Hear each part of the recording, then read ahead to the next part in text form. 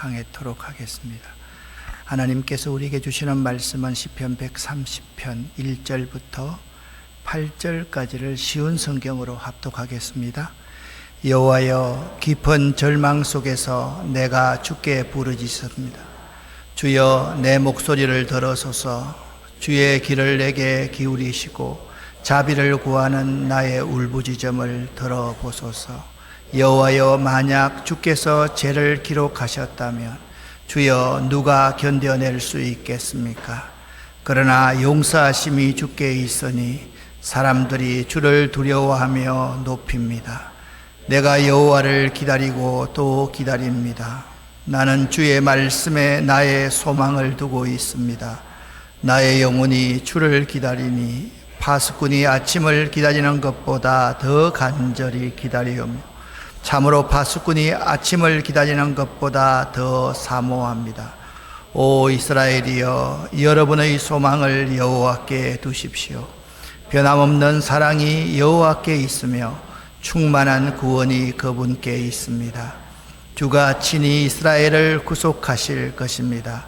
그들의 모든 죄로부터 이스라엘을 구속하실 것입니다. 아멘.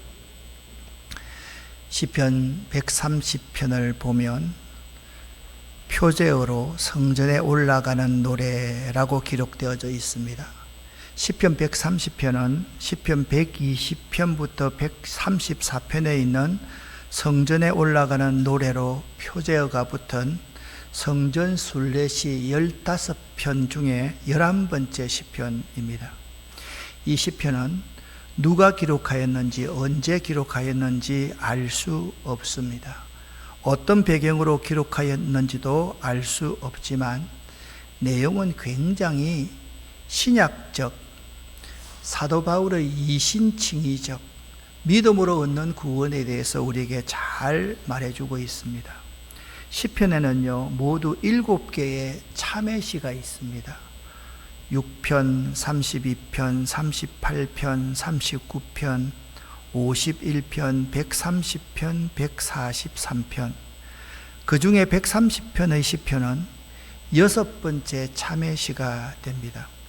종교개혁자 마틴 루터는 시편 130편을 구원의 교리를 잘 담고 있다고 하여서 32편, 51편, 143편과 더불어 바울의 시편이다 라고 불렀습니다.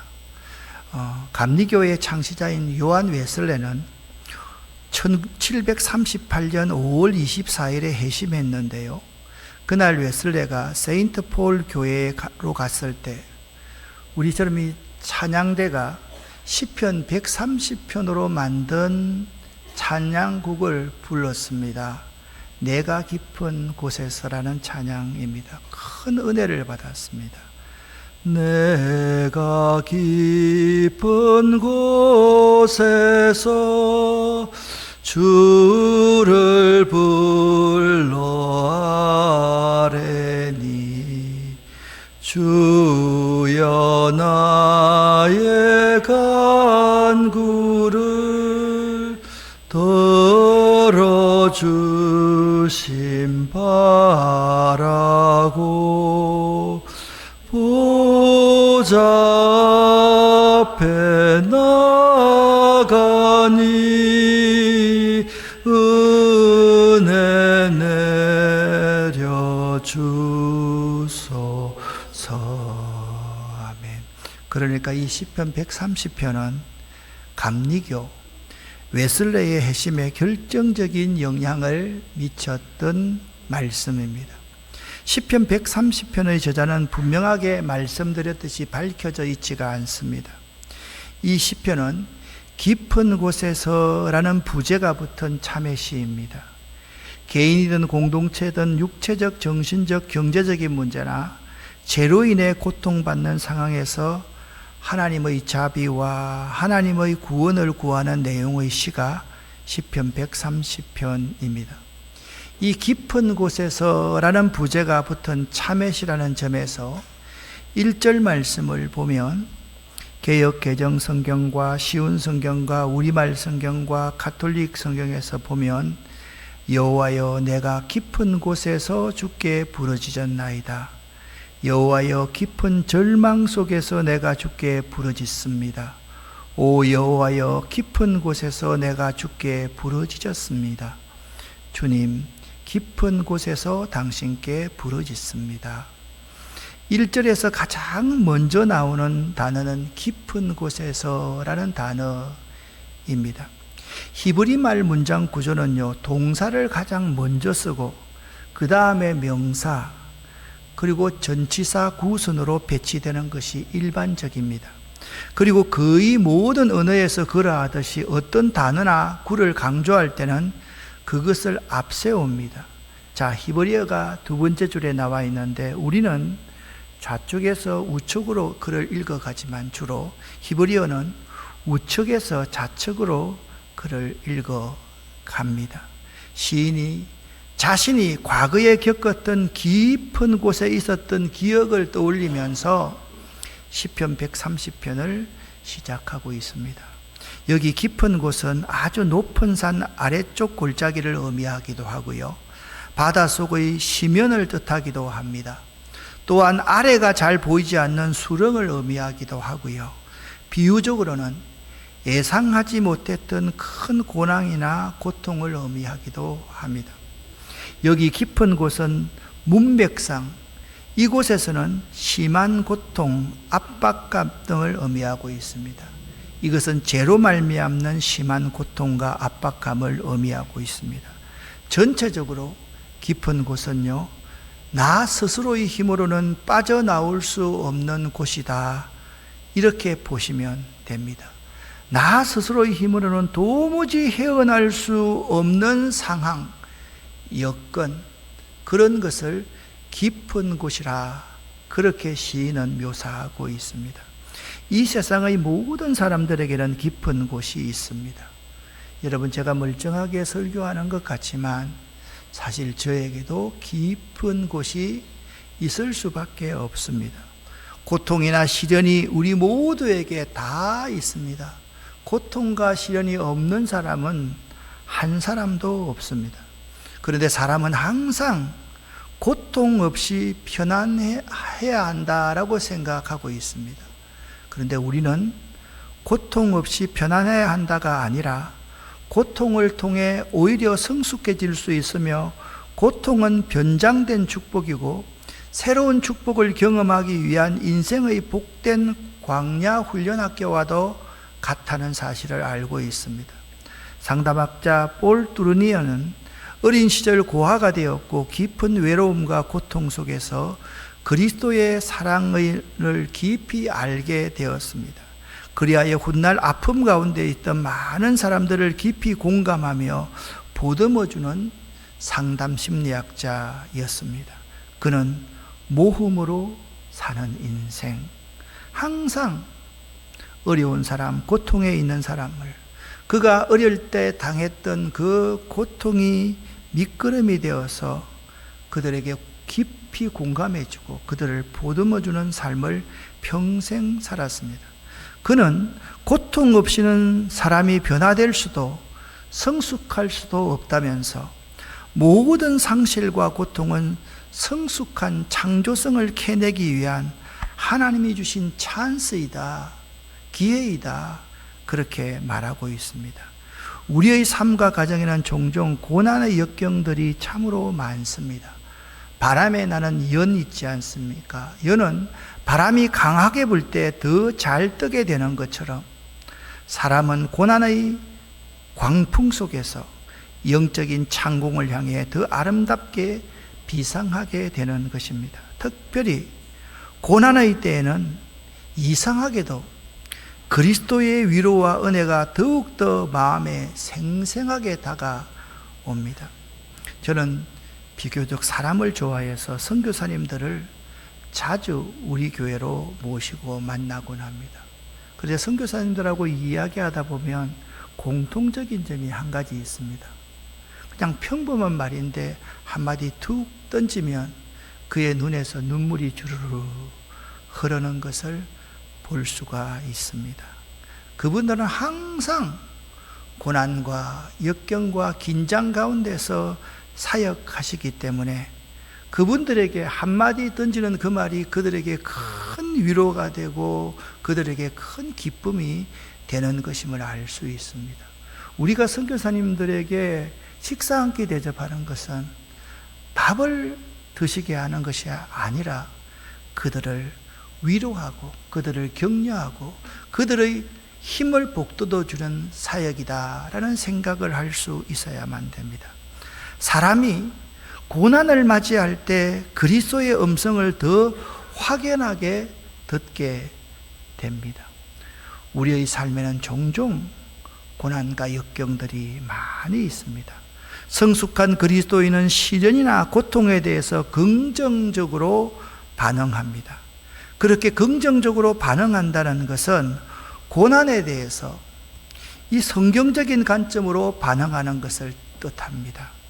긍정적으로 반응하는 것은 성경적인 관점으로 반응하는 것이다.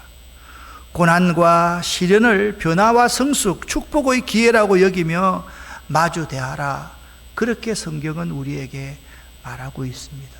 여기 쭉 보니까 여러분들 가운데서도 고난과 역경을 맞이하신 분이 참으로 많이 있네요. 암에 걸렸다가 이 자리에 앉아 계시는 분도 있고요. 참 사업에 실패해서 정말 죽을 뻔한 위기에서 살아남은 분도 있고 갖가지 아픔을 가진 분들이 아래 2층에 다 앉아 있음을 봅니다. 그때 우리들은 나를 변화시키는 하나님의 말씀 앞에, 하나님 앞에 마주대하게 되고 직면하게 대하는 것입니다. 그런데 사람들은요, 죄인이기 때문에 소위 잘 나갈 때는 그리스도를 찾지 않고 영적인 삶의 필요를 잘 느끼지 못합니다. 하지만 고통을 맞이하게 되면 고통은 그 인생을 겸허하게 만들고 헛된 자아를 여지없이 깨뜨려 버립니다. 그리고 그때에 그는 그 고통 가운데 그리스도의 은혜를 입고 그리스도의 은혜를 절실하게 경험하게 됩니다.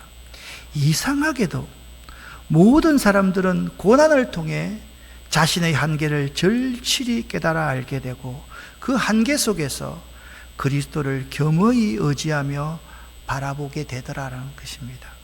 그 한계와 약함으로 말미암아 한 사람 한 사람이 진정된 은총으로 들어가는 관문을 통과하게 되는 것입니다. 여러분, 방금 제가 말했던 불치의 병을 알았을 때 내가 살 수 있을까? 내가 과연 얼마만큼 오래 살 수 있을까? 내 주변에 있는 내 사랑하는 사람들이 나를 다 떠나는 것이 아닐까? 그때가요, 여러분, 진정한 은총으로 들어가는 관문이라는 사실을 여러분 꼭 명심하고 또 명심하시기를 바랍니다. 고난을 통해서 자신의 한계를 알게 되는 사람의 특징은요, 이런 사람입니다. 3절입니다. 하나님께서 만약 저의 죄를 낱낱이 기록하여 가고 계셨다면 주여 누가 자살할 수밖에 없지 않겠습니까? 그렇게 말하고 있습니다. 그리고 이 고난을 통해 자신의 한계를 알게 되는 사람의 특징은 자신이 하나님 앞에 철저히 죄인임을 깨닫게 됩니다. 그래서 3절 이렇게 고백합니다. 같이 한번 읽어보겠습니다. 여호와여, 만약 주께서 죄를 기록하셨다면 주여 누가 견뎌낼 수 있겠습니까? 그러나 용서하심이 주께 있으니 사람들이 주를 두려워하며 높입니다. 아멘.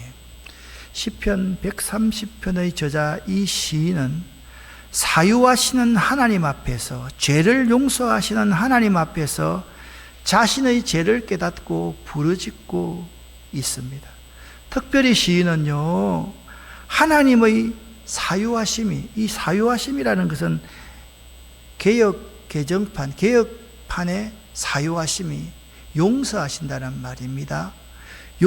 우리들의 죄를 용서하심이 곧 죄인인 우리들의 구원의 근거가 됨을 알 수가 있습니다. 그러니까 이렇습니다, 여러분. 하나님이 용서해 주지 않으면 우리들 가운데 구원을 얻을 만한 사람이 한 사람도 없다는 겁니다.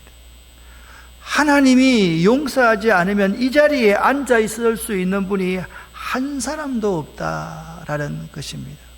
여기 사유하심은 용서라고 말씀을 드렸습니다. 그런데 이 사유하심 앞에는 정관사 더가 붙어 있습니다. 무슨 말씀을 하는 겁니까? 그분의 사유하심, 그 용서라는 뜻입니다. 그러니까 세상 사람들의 어떤 용서나 다른 신의 용서는 우리들을 그 깊은 곳에서 건져 올려줄 수가 없고요. 오직 하나님의 그 용서만이, 십자가 위에서의 그 용서만이 나와 여러분들을 건져 올려줄 수 있다라고 고백하고 있는 것입니다. 이 용서 사유하심 앞에 정관사가 붙어 있다는 사실을 우리는 잊어서는 안 됩니다. 그분만이 진정으로 용서하실 수 있습니다. 그분의 용서만이 온전한 용서인 것입니다. 그래서 이런 확신이 있기에 시인은 이렇게 1절 2절에서 기도하고 있습니다. 같이 한번 읽어보겠습니다. 여호와여, 내가 깊은 곳에서 주께 부르짖었나이다. 주여, 내 소리를 들으시며 나의 부르짖는 소리에 귀를 기울이소서. 아멘. 시편 130편은 참회시다라고 말씀드렸습니다. 그러니까 인간은요, 죄를 짓고 참회할 수 있을 때 자신이 가장 아름다운 존재임을 드러냅니다. 여러분 명심하십시오. 사람이 죄를 짓지 않는 사람들이 대단한 사람이 아닙니다. 사람이 큰 죄를 짓고 참회할 수 있을 때, 아, 저 사람이 하나님의 형상으로 지음받은 사람이로구나, 저 사람이 정말 존귀한 사람이구나, 그것을 깨달아 알 수 있다라는 것입니다. 많은 사람들이 사람들 가운데 의인을 보려고 합니다. 그렇지 않습니다, 여러분. 우리 모두는 다 죄인이기 때문에 죄를 짓고 참회할 수 있을 때 그 모습이 가장 아름다운 모습인 것입니다.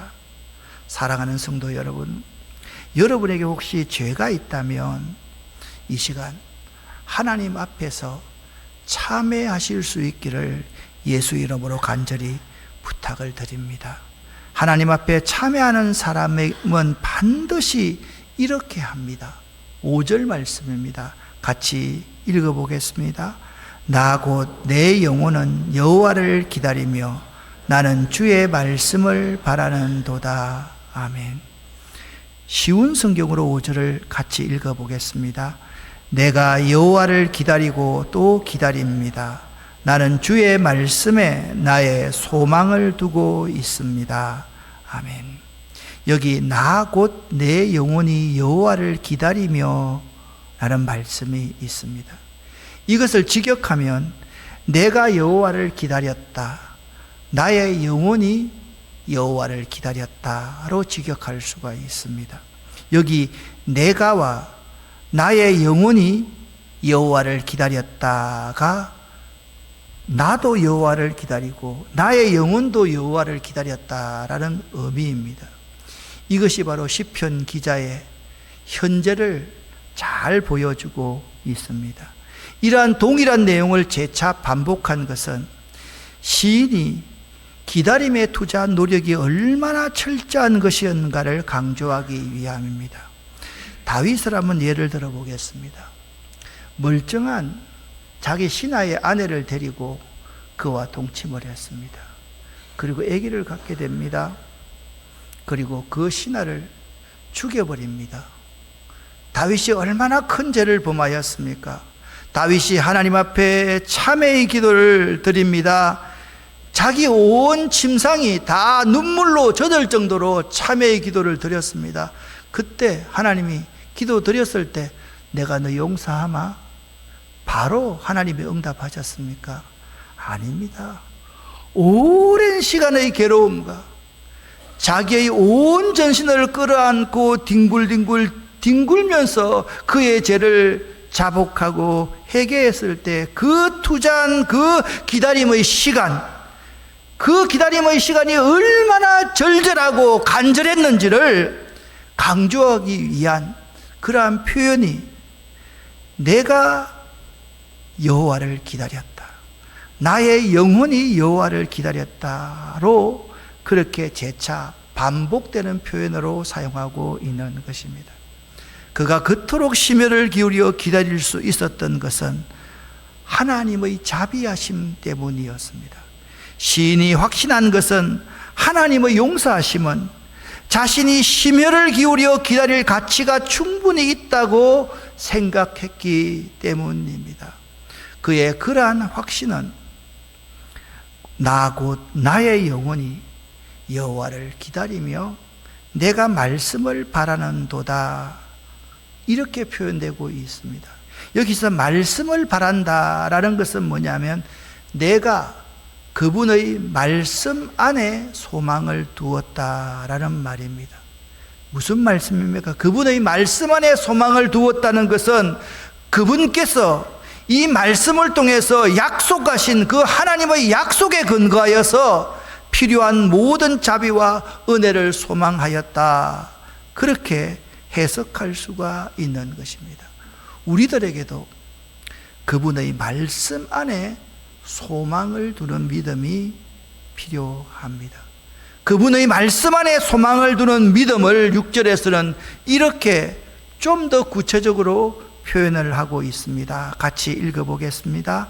나의 영혼이 주를 기다리니 파수꾼이 아침을 기다리는 것보다 더 간절히 기다리며 참으로 파수꾼이 아침을 기다리는 것보다 더 사모합니다. 아멘.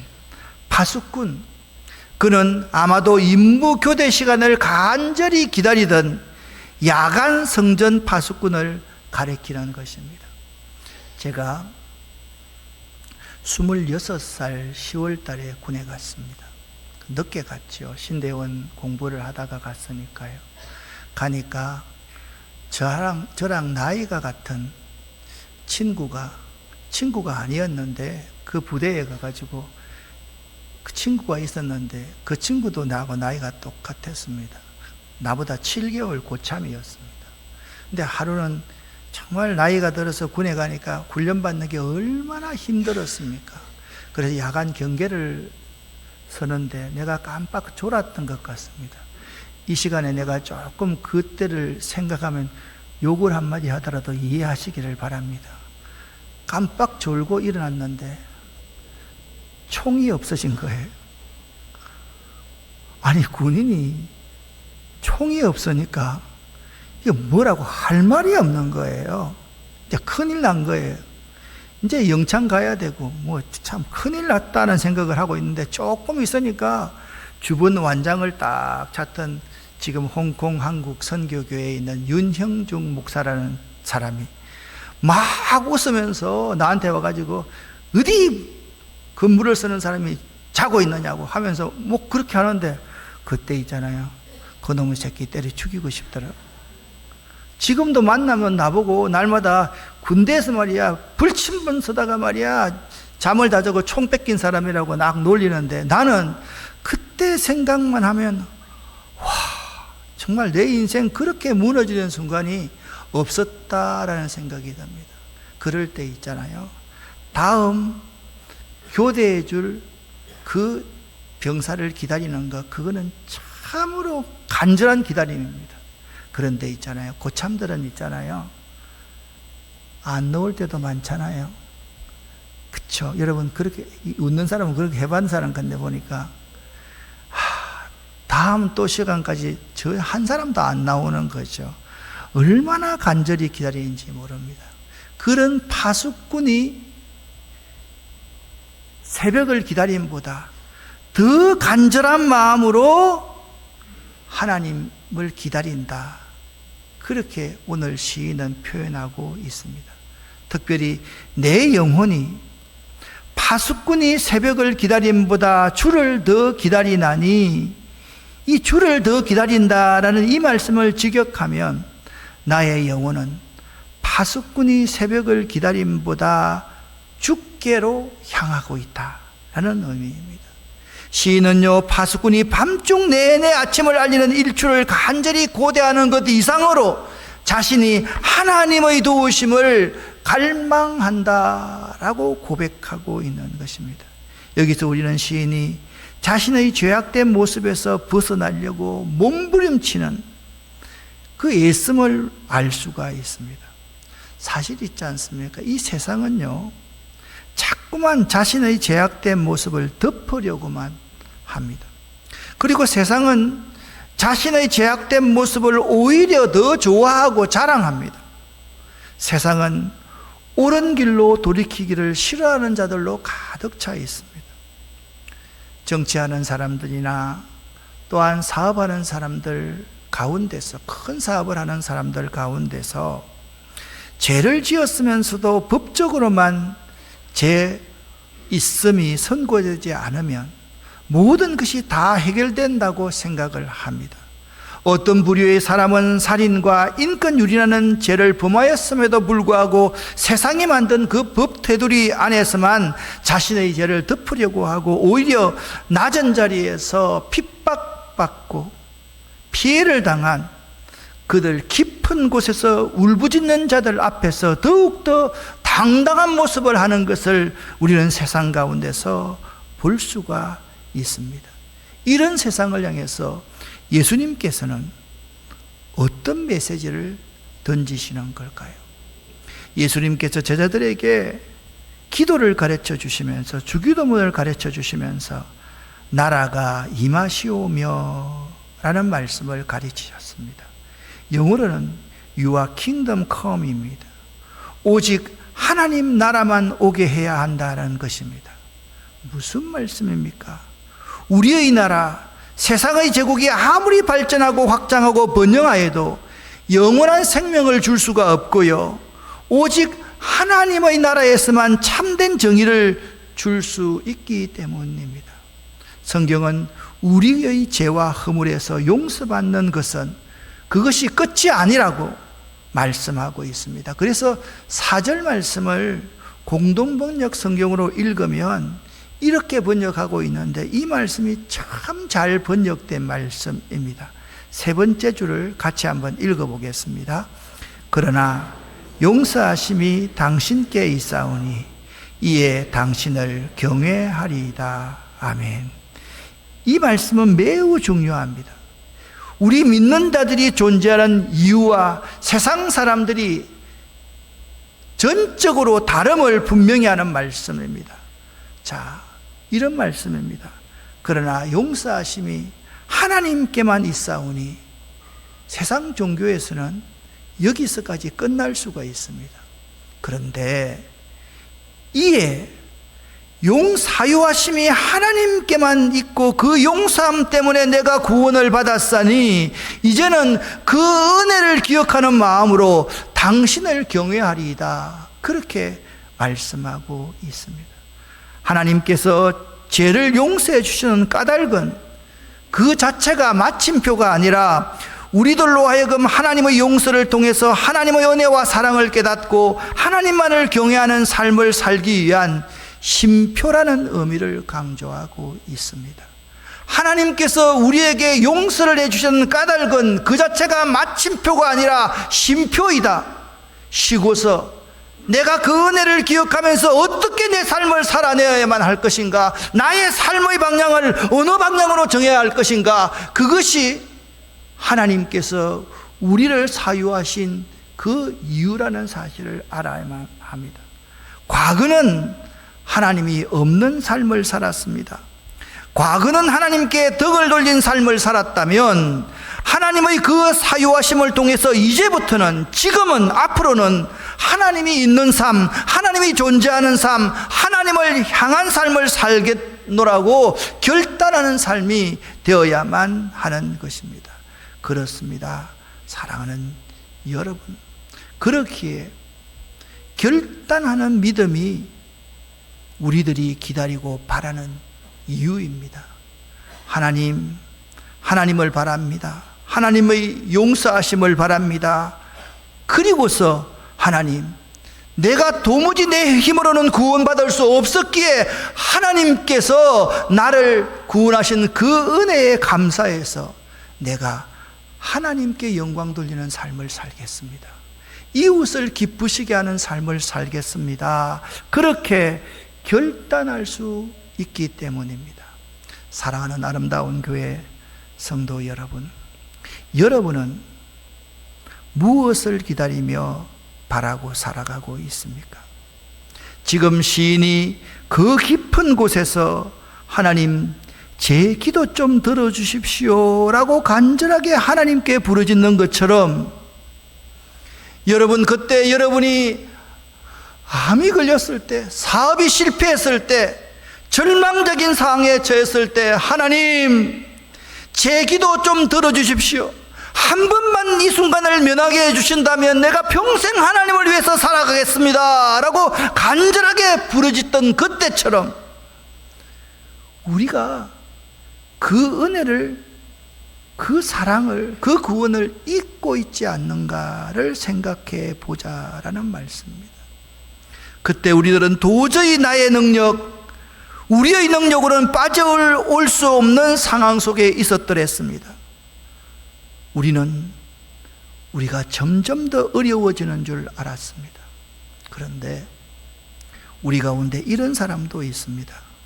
그러한 상황에서 나는 빠져나왔어 라고 생각하는 사람들도 여기 있을 것입니다. 그래서 그때의 그 은혜와 그 구원을 가마득하게 잊고 내 혼자의 힘으로 이 세상을 살아가겠습니다 라는 그 교만한 모습이 지금 여러분과 저의 모습이고, 내가 죄악 가운데 있음을 느끼지도 못하고 왜 하나님의 용서하심이 필요한지를 모르는 사람이 이 자리에 많이 있을 수 있다라는 것입니다. 여러분 어떻습니까? 여러분은 그 하나님의 사유하심을 경험하고 나서 그 생생한 은혜를 지금도 기억하며 살아가고 있습니까? 아니면 그 놀라우신 하나님의 은혜를 전혀 없었던 것처럼 잊고 있는 사람이 아닙니까? 지금까지 여러분의 인생길에서 하나님께 깊은 곳에서 부르짖은 때는 언제였습니까? 그때를 한번 생각해 보시기를 바랍니다. 무엇 때문에 그때 그렇게 깊은 곳에서 부르짖었더랬습니까? 혹시나 여러분 가운데 현재 내가 내 인생의 주인으로 생각하고 내 인생은 나의 것이라고 노래 부르며 하나님을 외면하거나 하나님 없는 삶을 살고 있지는 않습니까? 사랑하는 성도 여러분, 이제는 하나님의 사유하심, 하나님의 구원하심, 그 놀라운 은혜와 구원과 사랑을 경험하실 수 있기를 예수 이름으로 간절히 축원합니다. 여러분이 살아갈수록, 나이가 들면 들수록 기다리고 소망하고 바라보아야 할 것은 하나님 한 분밖에 없음을 고백할 수 있기를 예수 이름으로 간절히 축원합니다. 어떤 사람은 이런 말을 합니다. 맞는 것 같지만은 맞지 않는 말입니다. 나이가 들면 들수록 남편밖에 없어, 아내밖에 없어, 가족밖에 없어. 여러분, 맞는 것 같지만 틀릴 수도 있습니다. 나이가 들면 들수록 돈이 적당하게 있어야 살지, 그건 틀렸습니다, 여러분. 찬송가, 이런 찬송이 있습니다. 어려운 일 당할 때 나의 믿음 적으나 의지하는 내 주를 더욱 의지합니다. 세월 지나갈수록 의지할 것뿐일세. 아무 일을 만나도 예수 의지하. 한 번 더 불러보겠습니다. 같이.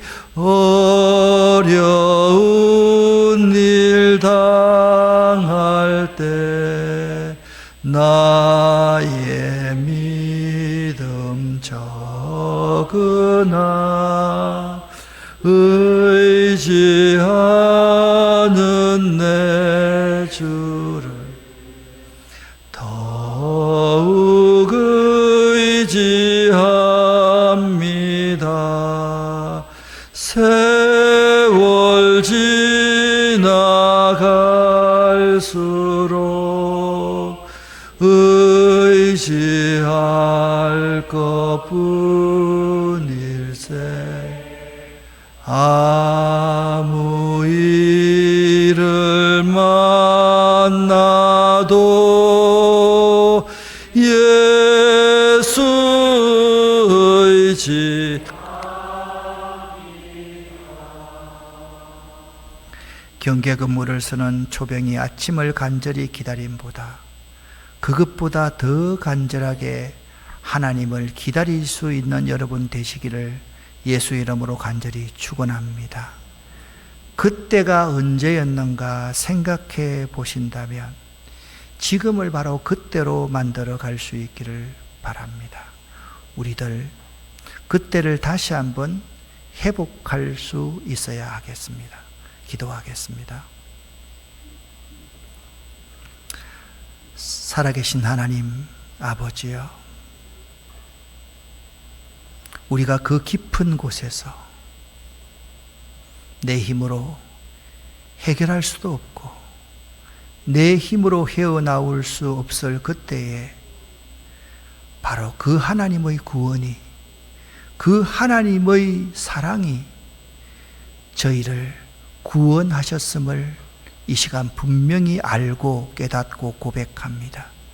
이제 그 이후에 우리들이 어떻게 우리의 삶을 살아야 될지 주님과 복음과 이웃과 교회를 위해서, 선교를 위해서 살아가는 저희들 될 수 있도록 결단하는 이 시간 되기를 원합니다.